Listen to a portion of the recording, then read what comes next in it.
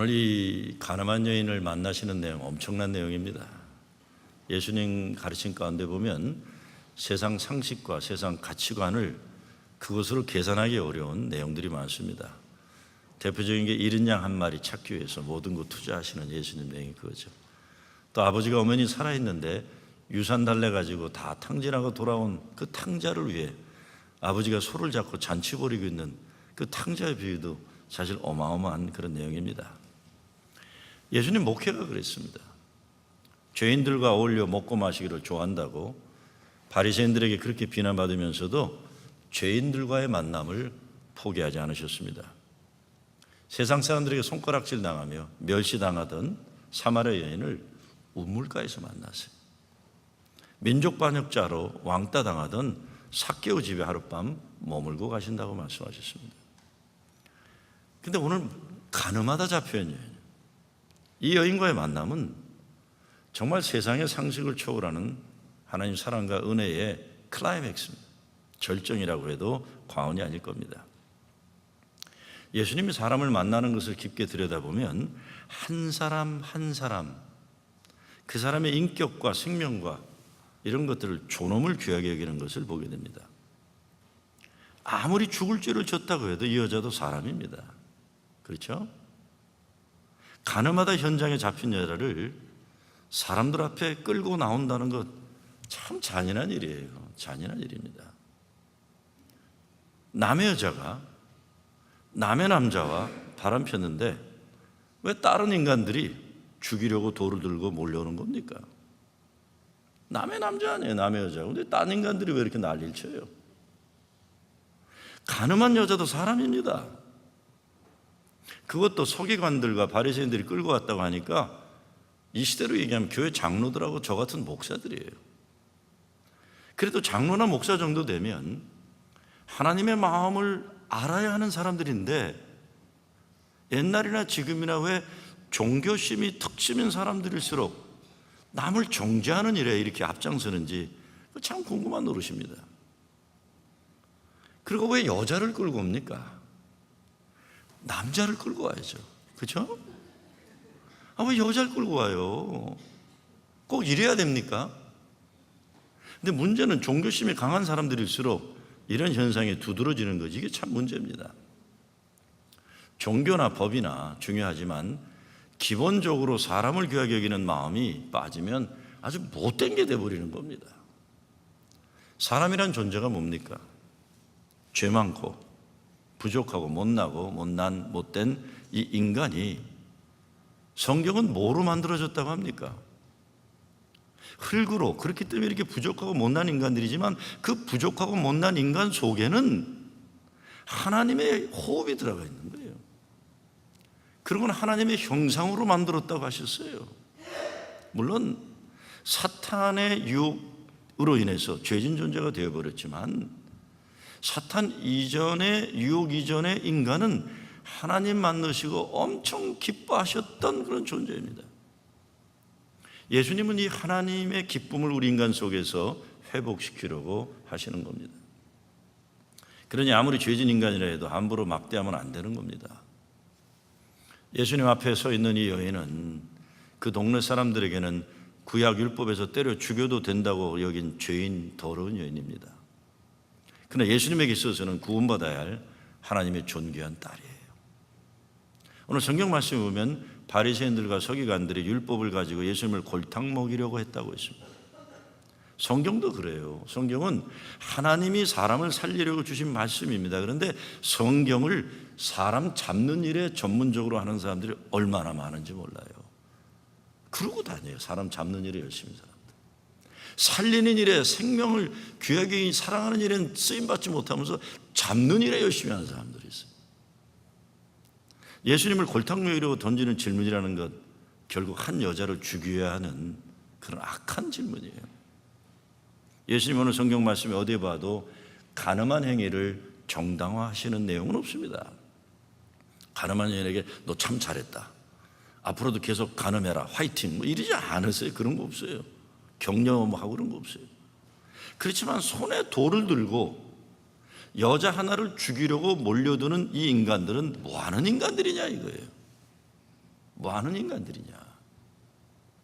20세기 대표적인 기독교 저술가 C.S. 루이스가 Mere Christianity, 순전한 기독교란 책에서 이 여인의 죄와 바리새인들의 죄를 이렇게 비교합니다. 이 여인이 동물적인 본능에 의해서 지은 죄는 작지 않다. 그러나 악마적인 본능으로 서기관들과 율법주의자들은 죄를 범하고 있는 것이다. 한 인격을 말살하고 다른 사람들이 멸망해가고 몰락해가는 것을 기뻐하는 어리석은 죄, 그가 용서받고 그가 구원받을 수 있는 모든 생명의 길을 차단한 죄, 이것은 바로 악마적인 죄다 그랬어요. 정말 잘 새겨드려야 할 말입니다. 육신 본능의 죄와 악마적인 본능의 죄를 구별하는 거예요. 간음이라는 것은 육신 본능의 죄를 잘한다 하지 않습니다. 그러나 믿음 좋다는 바리새인들이 저지르는 악마적인 본능의 죄가 얼마나 무서운 것인지 지적하고 있는 겁니다. 예수님은 율법을 완성하러 오셨다고 했습니다. 그 완성이란 죄진 사람 죽이러 달려드는 그런 게 아니라 죄진 사람에게 살 길을 마련해주는 하나님의 뜻을 이루는 거예요. 예수님이 윤리도덕을 필요 없다 하신 분 아닙니다. 윤리도덕은 사람들이 함께 살아가기 위해 필요한 질서입니다. 가정과 사회와 국가를 보호하는 좋은 뜻으로 만들어진 겁니다. 그러나 예수님의 윤리도덕의 중심에는 선한 목자의 마음이 있는 거예요. 예수님 윤리도덕의 중심에는 아버지 하나님의 사랑이 담겨져 있는 거예요. 그래서 예수님은 세리, 가난한 자, 가늠한 여인 등 소외된 자를 용납했고 그들의 존엄성을 인정해 주고자 하는 사람을 귀하게 여기는 하나님 사랑을 완성하는 목회가 있는 겁니다. 오늘 가늠하다 잡혀온 여자에 대해서도 한번 생각해 볼 필요가 있습니다. 아무리 잘못을 했다 해도 정말 이래도 되는 겁니까? 물론 옛날 일이라고 하지만 한번 생각해 보자는 거예요. 왜 사람들이 이리 흥분하고 있는 겁니까? 여러분, 우리가 살면서 심심할 때 제일 재미난 이야기가 뭡니까? 누구 집 여자 바람났다. 오, 그래? 그럴 줄 알았어. 그 옆였네. 어느 남자 사고 쳤다. 그래, 그러면 그렇지. 더 알고 싶어 하고 또 알고 싶어 하고 자꾸 전화 돌리고 요즘은 카톡 돌리고 그래서 도대체 더 자세히 알고 싶고 마음 두근두근하고 사실 여부를 확인하려고 하지도 않고 동네 사람들이 이미 경찰, 검찰, 판사까지 다 해먹어요. 자기들끼리. 참 비극이에요. 교회에서 이러면 더 비극이에요. 교회에서. 근데 교회에 이런 일 많습니다.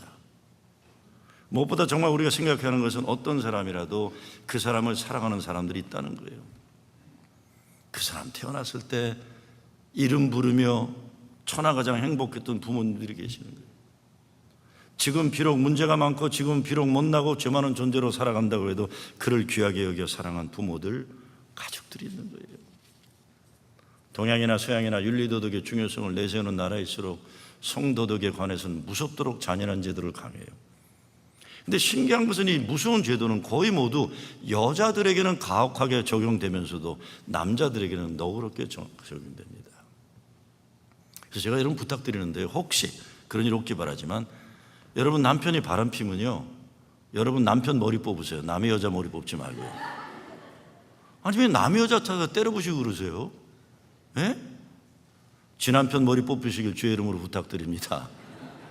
그러는 거 아니에요. 여자 잡지 마세요. 남자 잡으세요. 남자 잡으세요.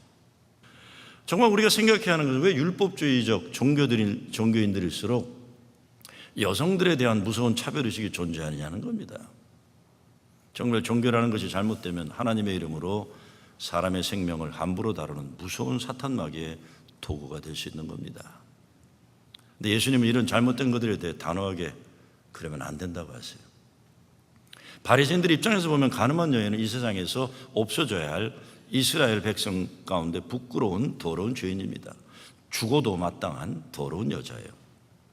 그러니까 지금 바리새인들은 자기들이 하나님 편에서 잘하고 있다고 사명감에 들떠 있는 거예요. 사람을 죽이고도 조금도 양심의 가책이 없을 거예요. 그러면서 이걸 가지고 예수님을 함정에 빠뜨리러 찾아온 겁니다. 선생이요, 이 여자가 가늠하다가 현장에서 잡혔나이다. 모세는 율법에 이런 여자를 돌로 치라 명하였거니와 선생은 어떻게 말하겠나이까? 서기관들과 바리새인들은 자기들이 생각할 때 아주 기발한 아이들을 가지고 온 거예요. 이때 예수님이 돌로 쳐 죽여라 하면 죄인들을 용서하신 하나님 은혜의 메신저로서의 자격을 상실하는 거예요. 그렇다고 용서해줘라 하면 이것은 사람들이 납득도 할 수 없고 명분이 없는 질서를 무너뜨리는 무책임한 말씀이 되는 겁니다. 진퇴양난이에요. 예수님이 어떻게 하십니까? 아무 말도 안 하시고 손가락으로 땅에 낙서를 하세요. 흥분한 군중들과 의기양양한 서기관 바리새인들 사이에 예수님은 아무 말 없이 땅에서 무언가 쓰고만 계십니다.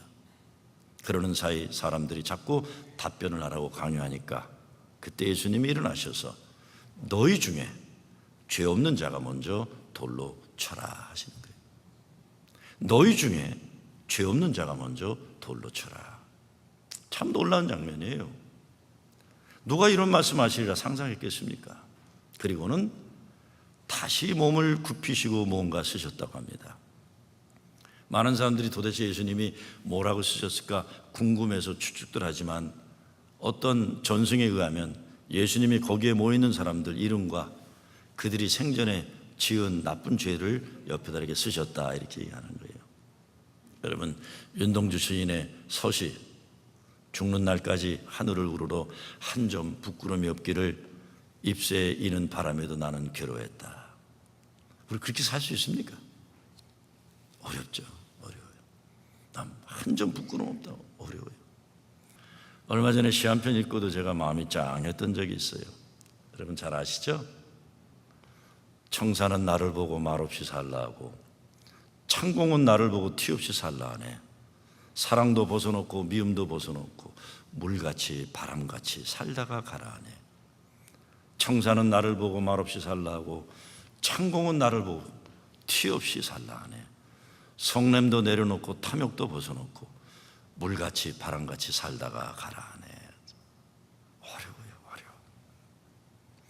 그러나 우리가 시를 쓰고 기도문을 쓰면 이렇게 맑은 삶을 말하지만 삶이라는 현실은 치열하고 때로 잔인하고 우리 자신들에 대해서도 한없이 부끄럽고 못난 것을 적나라하게 발견하는 것이 인생의 현실입니다. 그러니 그래도 자기들이 죄진 존재라는 것 인정하고 양심의 가책을 받은 사람들 정말 괜찮은 인간들이에요. 그런데 정말 감동적인 장면은 9절 마지막 말씀이에요. 정말 아주 감동적이에요.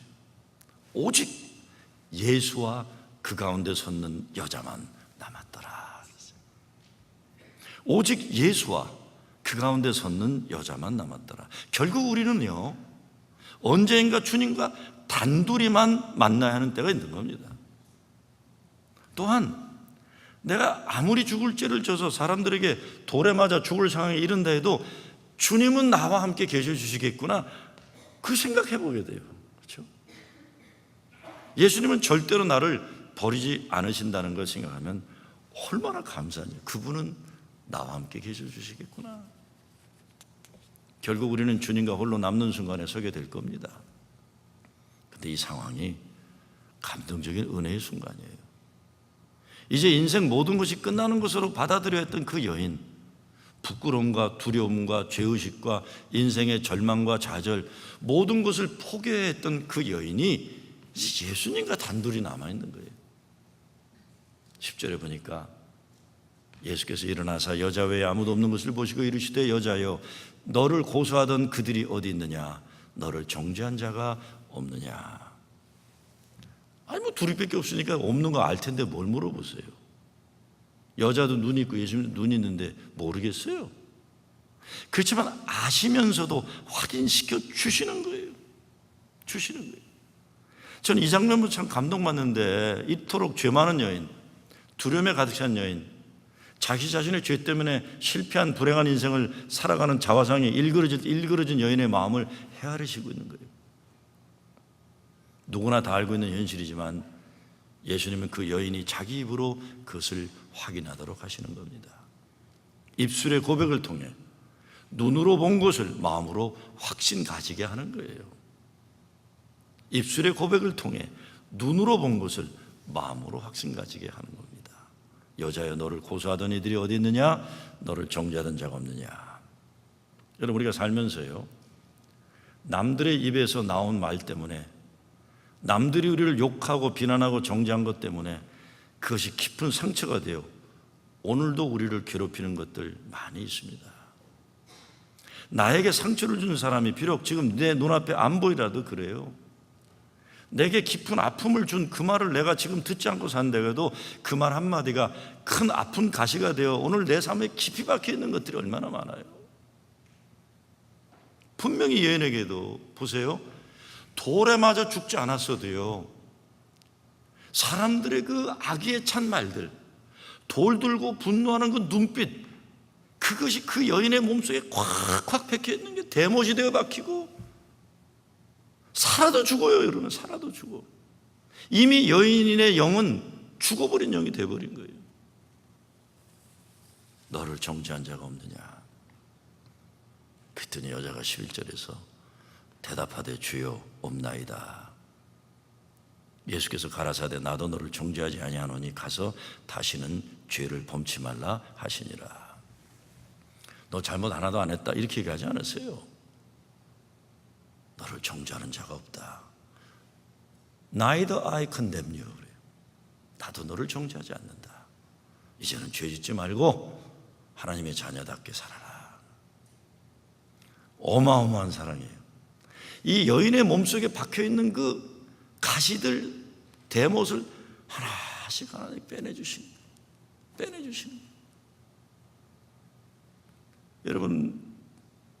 여러분도 다 있잖아요. 그게 가슴에 박혀있는 대못들. 다른 사람들이 여러분에게 한 말 때문에 뽑지 못한 가시들이 얼마나 많아요. 내가 잘못했건 잘했건 떠나서 이 상처들이에요. 근데 사도 바울이 로마서 8장에 뭐라고 합니까? 그러므로 이제 그리스도 예수 안에 있는 자에게는 결코 정죄함이 없나니 이는 그리스도 예수 안에 있는 생명의 성령의 법이 죄와 사망의 법에서 너를 해방하였습니다. 여러분, 다른 사람들이 여러분에게 뭐라고 그래도요, 이제 듣지 마세요.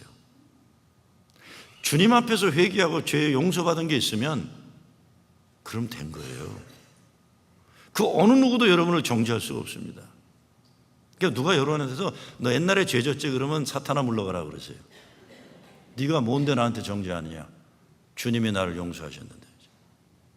물론 그렇게 교만하게 할 건 아니지만 그것 때문에 기죽지 마세요. 그리스도 안에 있으면 정죄함이 없나니라 그랬어요. 교회는 의인들이 모여있는 박물관이 아니라 죄인들이 치유받는 병원이라고 마틴 루터킹이 얘기한 게 그겁니다. 우리 다 용서받은 죄인 아니에요. 용서받은 죄인들끼리 왜 남을 정죄합니까? 여러분, 우리 교회에서 누가 정죄하면요, 아저씨 정죄하지 마세요 이렇게 해야 돼요. 당신이 뭔데 저 사람 정죄합니까? 그러지 마세요. 예? 누가 정죄하면 옆에서도 말리세요. 당신이 뭔데 정죄해? 그래요. 그 당당하세요. 주님이 내 죄를 용서하셨다. 뭐 아멘도 안 하고 왜들 이러고 계세요? 근데 절대로 이거 빼앗기지 마세요. 왜 하나님이 우리를 용서하셨는데 딴 사람한테 기죽어 사십니까? 네가 뭔데 날 정죄하느냐? 내 죄는 주님이 이미 십자가별로 용서하셨다. 이거 포기하지 마세요. 이거요. 예수님이 너를 고소하던 그들이 어디 있느냐? 죄 없나이다. 이 여자가 이 말할 때 그 마음이 어땠겠어요? 확 짓눌렸던 게 확 열리는 거죠. 그 속에 있던 가시들이 이게 팍팍 뻗어나가는. 야, 행복하구나. 이게 행복하구나. 이래서 예수 믿는구나. 이래서 예수 믿는 거야. 죄와 사망의 법에 종노릇하던 인생 내던지고 생명의 성령의 법 안에 사는 기쁨을 이제 누리게 되는 겁니다. 그 여인의 몸속에 가득히 박혀있던 정죄의 가시들이 다 뽑혀져 버려요.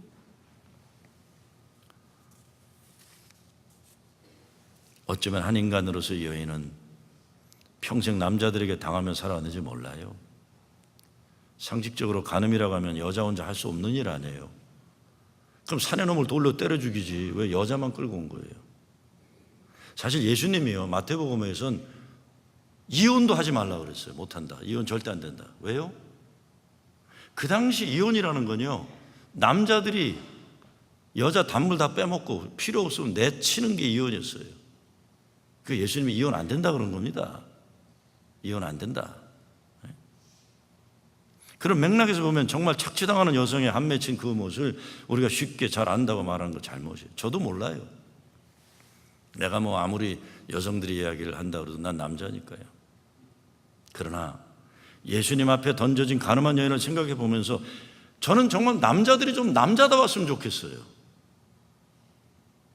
웬만한 사내놈이라면요, 이건 놈이에요. 놈. 내가 사내, 이건 진짜 사내놈이에요. 진짜 웬만한 사내라면 쥐하고 뭐 어떤 관계인지 모르지만 여자가 질질 끌려가서 돌에 맞을 것 같으면 어떻게 해야 돼요? 그냥 확 달려가가지고 다이빙해서 그 여인을 끌어안고 나를 치시오 그러다. 나를 돌로 치시오. 이 여자는 잘못이 없어. 그리고 자기 옷을 벗어서 여인을 감싸줘야죠. 이게 사내 대장부죠.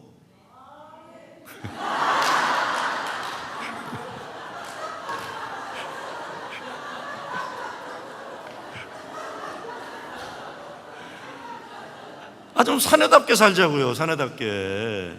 네? 사내답게 이렇게 시시하게 살지 말고. 예수님이 하신 가장 중요한 일이 용서하시는 거예요. 영원히 죽을 수밖에 없는 죄인들의 죄를 대속하기 위해 십자가 달려 피 흘려 죽으신 거예요. 여러분은 오늘 어떤 모습으로 예수님 앞에 서 계신가요? 여러분의 죄가 어떠한지 그것을 온 동네 사람들이 다 알고 있는 죄일 수도 있어요. 그런데 본인 혼자만 알고 있는 무거운 죄일 수도 있습니다. 그런 어떤 경우라도 하나님이 여러분을 자녀 삼아 주셨다는 꼭 기억하시고, 그 사랑 때문에 독생자 예수 그리스도를 십자가에 보내 피 흘려 그 피로 우리를 속죄해 주셔요. 이 복음만큼은 놓치지 마시기 바랍니다. 동이 소에서 먼 것 같이 우리 죄를 멀리하셨다. 죄를 기억조차 아니하신다고 했어요. 주님도 기억 안 하는데 내가 왜 꼭 기억하고 살아야 됩니까? 은혜만 기억합시다. 그 은혜만. 저도 나이를 조금 먹고 인생 나름대로 웬만한 경험 다 하고 살다 보니까 사람이 별것 아니라는 생각이 들면서 동시에 사람이 참 귀한 존재라는 생각을 많이 해요. 제가 오래전에 우리 교회 9월 17일 날 하겠지만 어린아이들 학교 가기 전에 특별 새벽 기도하면서 제가 기도도 해주고 부모들 보고 기도하라고, 또 애들 보고 네 부모들을 위해서 축복 기도하랬더니 또 애들이 또 지 부모 어깨 손대고 기도하고 그런데 너무 감동받아요. 그래서 제가 목회회의를 하다가 영어권 목사한테 물어봤어요. 여러분들은 우리 아이들에게 오늘 해주고 싶었던 말이 있으면 뭐였겠습니까? 그랬더니 영어 목회 담임 목사가 이렇게 얘기해요. 목사님, 저는요 아이들에게 인생을 불평과 불만으로 채우지 말고 감사와 기쁨으로 채우라고 말해주고 싶어요. 부모가 나와 함께 살아있다는 그 자체가 얼마나 귀중한 것인데 부모님들을 고마워할 줄 모르고 불평하고 나아가서 미워하면서 살아가는 것이 얼마나 못난 것인지 말해주고 싶었어요. 부모님들도 마찬가지죠. 공부를 잘하건 못하건 잘났건 못하건 내가 사랑해야 할 자녀가 있다는 것이 얼마나 귀한 것인지 부모님들에게도 말해주고 싶었어요. 그리고 주일날 예배드릴 수 있는 나의 교회가 있다는 것이 얼마나 고귀한 것인데 교회를 고마워하지 않고 불평이나 하고 그렇게 살지 말라고 이야기해 주고 싶었어요. 2세요, 2세. 교회가 얼마나 귀한 것인데. 사실 저는 목회하면서 가장 행복한 것이 어린아이들이 행복하게 교회에서 뛰어노는 거 보는 거예요. 아이들이 손잡고 기도하는 모습들, 부모들이 어린아이들 붙잡고 기도해 주는 모습들, 얼마나 감사한 모습입니다. 그래서 저는 항상 각오해요. 내가 목회 잘해야 되겠다. 하나님, 내가 목회 잘못해서 저 아이들에게 상처 주는 나쁜 목사 되지 않게 해주세요. 축복받고 자라고 사랑받고 자라야 될 저 아이들에게 어른들 잘못 때문에, 목사가 잘못했기 때문에 아이들에게 상처 주는 일을 없게 해주세요. 이제 기도 제목이에요. 그리고 항상 생각하는 것은 예수님 사랑을 목말라는 사람들이 너무 많다는 겁니다. 예수님 사랑을 목말라는 사람. 그래서 교회에서는 웬만하면 서로 예수의 마음으로 용서해주고 괜찮으면 손잡아주고 그러는 거예요. 조금씩 나이 먹으면서 가장 후회되는 것이 내가 내 잣대로 사람들을 야박하게 대한 거예요.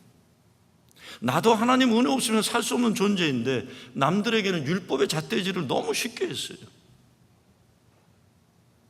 아내에게, 남편에게, 아이들에게 정말 잘해야 합니다. 그런가 하면 남편이나 아내가 잘못한 것 때문에 상처받은 분들 계실 거예요. 여러분 인생 가운데 도저히 용서하기 어려운 상처를 끌어안고 살아가는 분들도 있습니다. 누가 감히 여러분에게 쉽게 용서하라고 말하고 없던 것처럼 생각하라고 할 수 없습니다. 그렇지만 결국 용서가 사는 길이고 사랑이 살리는 길이면은 틀림이 없습니다. 어떤 사람들은 다시 보지 못하면 않으면 끝나는 사람도 있지만 어떤 사람들은 안 볼 수 없는 사람들이 있어요. 어려워도 다시 사랑할 수 있기 바랍니다. 다시 사랑할 수 있기 바라요.